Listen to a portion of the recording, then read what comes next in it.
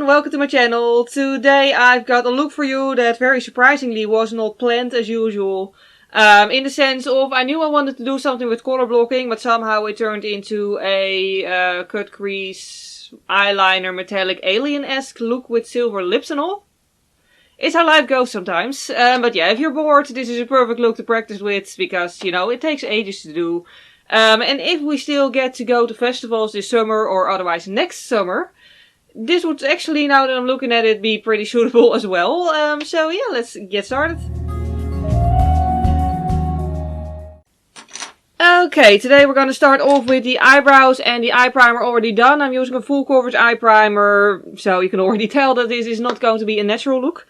I want to do something colorful, I want to do something bold and bright, but I'm not sure what yet. But I am going to use the Jeffree Star Cosmetics Bloodlust palette because I want highly pigmented eyeshadows this time around. And I just thought it'd be a fun challenge to do a non-purple look with a purple palette. I have strange hobbies. Anyway, if you don't have this palette, obviously you can just use whatever other eyeshadow palette you have with similar colors, that's fine too. And I'm just gonna start mapping out the shapes I want first, I think. I was gonna go for minty green, but I am using an olive green now because the minty green, well, that was so pale that even on my skin it didn't stand out. But I'm basically creating a very thick wing here. Yeah, basically I figured, you know, like, with a lot of people right now working from home, this is like a really great time to just, you know, practice weird makeup looks, because you can't really go anywhere anyway. So yeah, and the people you live with are probably not going to be all that weirded out anyway, and yeah. I don't know about you, but the people I live with, my parents, know how crazy I am. I mean, really, arguably, it could just be their fault, because it's their genes that created me. Anyway, yeah, perfect opportunity to do weird makeup looks, is what I'm trying to say. So yeah, just go for a thick wing. Next up, I'm using a dark green to sort of make an extra border at the outer corner of this all. And obviously, like, I'm doing this before foundation and concealer, so I can always still use that stuff to tidy this up.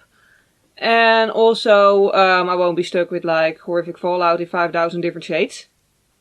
Also a nice thought. Also, by the way, in between colors, I do actually wipe off my brush on a face halo, just to make sure that I don't mix all the colors together, because that would be annoying. Okay, next up, I said I wasn't going to use purple. This is a purplish grey, but it's a purplish grey and not a purple. Look, I needed a dark color for the cut crease, okay? So I'm just going to make a cut crease line with this. Nothing too dramatic or high. I just want it to be in existence. And just take it alongside the wing.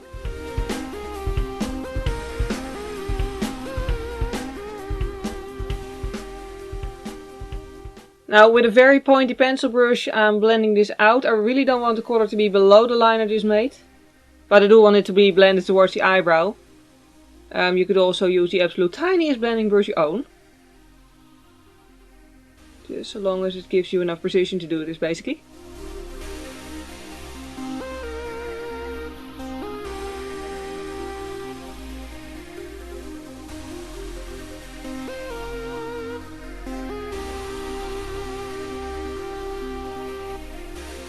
Now, with the help of this brush, I blended it as far as I could. Now I'm just using a very pale lavender shade as a brow bone highlight, because there's no paler shade in this palette, basically. Then I'm using a slightly darker lavender shade to blend the crease together with the brow bone highlight. Just to sort of really contrast with the like color blocking of the rest of the eye.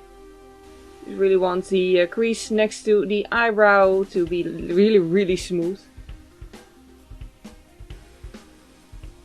Okay, I just decided I want a powdery blue shade in the outer corner on the lid here first. And yes, I just spent 12.5 hours making my other eye actually symmetrical with this eye. And like, the appliance of the eyeshadow isn't the difficult part. It's getting it even with the other eye. So yeah, if you're gonna do this as well, be prepared for like 5 hours of working on it. Fair warning. Anyway, powder blue. Just using the eyeliner brush again to first map out the wing some more. And really, like, for this kind of look, the most important thing you'll need overall is a good eyeliner brush. This particular one is xoBeauty eyeliner brush.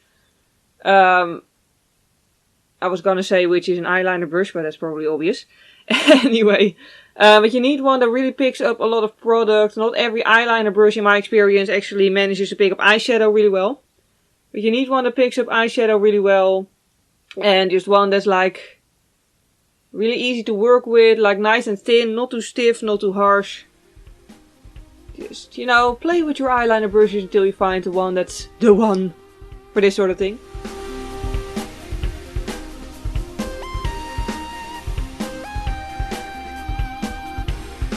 Now on the damp brush I'm just using a glittery pink eyeshadow and I'm just filling in the rest of the eyelid with it. And I might also use a little bit of a lavender shade just to help it blend together with the powder blue, is what I was trying to say.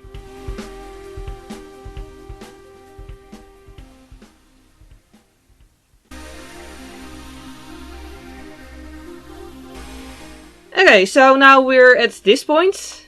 Obviously, where else? Anyway, I'm just going, I'm going to spend the next 12.5 hours copying this from copying this side to this side. Yeah. And then I'm just going to pull you up a little bit closer and we're just going to, I make it sound so easy. Let me be honest, we're going to take on the challenge of outlining most of the color blocking then. With glitter.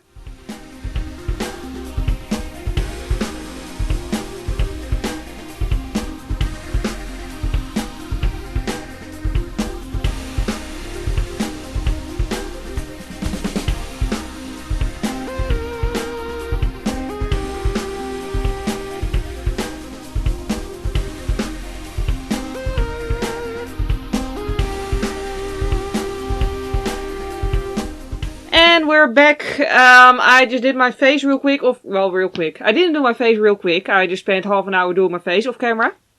Mostly because I mixed too much of the silver liner. So I decided to put it on my lips, not to waste too much. I don't want to waste things. And then I decided to do a black line around it because otherwise my lips were looking too pale for my taste. And I really only recommend you doing that too if you really want to spend 12 hours on your lips because it took forever. But anyway, the face overall, I just did a full coverage thing with just, you know, natural blush and all. I'll put everything I've used below in the video description as always in case you want to know. The only thing that's really remarkable about it really is the highlight. That's Hypothermia by Jeffree Star Cosmetics, a Supreme Frost. Because it just looks very nice and alien-esque and yeah. I feel like it fits with the eye look. Which we're going to finish now. We're gonna keep it pretty simple. I'm just going to take the edge, the side edge of this brush to grab the dark green shade that I used before and just pretty much bring the outer corner into the bottom lid. Sort of blending it to about halfway the eye. I'm really connecting it to the outer wing here. The green part of the wing to be precise. And then I'm moving back to my fluffy blender. And I'm just going to use a minty green shade to blend it into my skin a little bit more. This isn't going to really show up the mint. I mean, it's just going to make it nice and smooth. Yeah, I just really want the focus to all be on top of the eyelid and not be dragged towards the bottom. But I do want a highlighter. I just almost pinched my nail between the palette. Oops. Anyway, I'm just going to pretty much put like half the highlighter in my inner corner basically. I don't know, this kind of look you can get away with a very out there highlight. Then for the bottom waterline, as you can tell on this eye, we're going to go for sort of a turquoise shade. Soft lavender would look very beautiful too, but I don't own a soft lavender eye pencil, so here we are. By the way, this particular one is a color Kajal by KIKO, which I really recommend if you want bright colored waterlines, because it really works. Then for eyelashes, false lashes, I mean, I'm going to use quite a spiky pair because I feel with the whole color blocking liner thing it just fits. Also, I use these quite a lot and I still don't actually remember from memory what they're named, so you can find them below the video.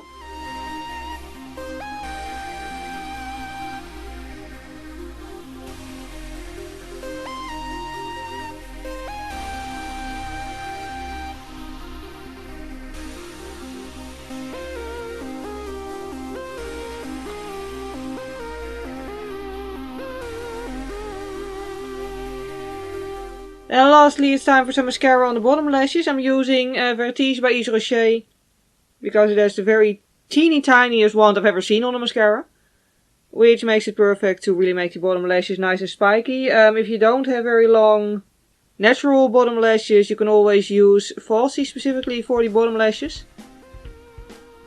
But if you do have long lashes there, then, you know, save yourself the effort and just use heaps of mascara instead. And then also a little bit on top, just to blend my own lashes with the falsies. And then finally, after 5,000 products that I'm now gonna have to list and, you know, having no planned route and then ending up with this, we're finally done, so let's move on to the show part.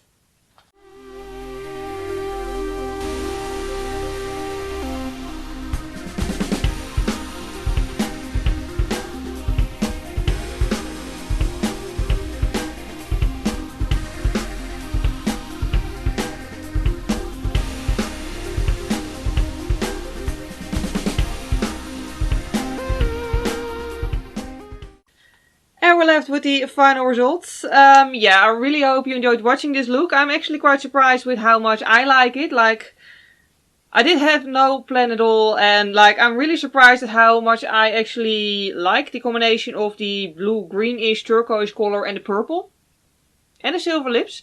I don't know, I'm happy with it. If you enjoyed watching this video, by the way, please click the like button, it would really help me out. And if you want to see more of my tutorials, including more wearable ones, you can always subscribe to my YouTube channel. For now at any rate, thank you very much for watching this video. I hope you have a wonderful day, and I hope to see you next time.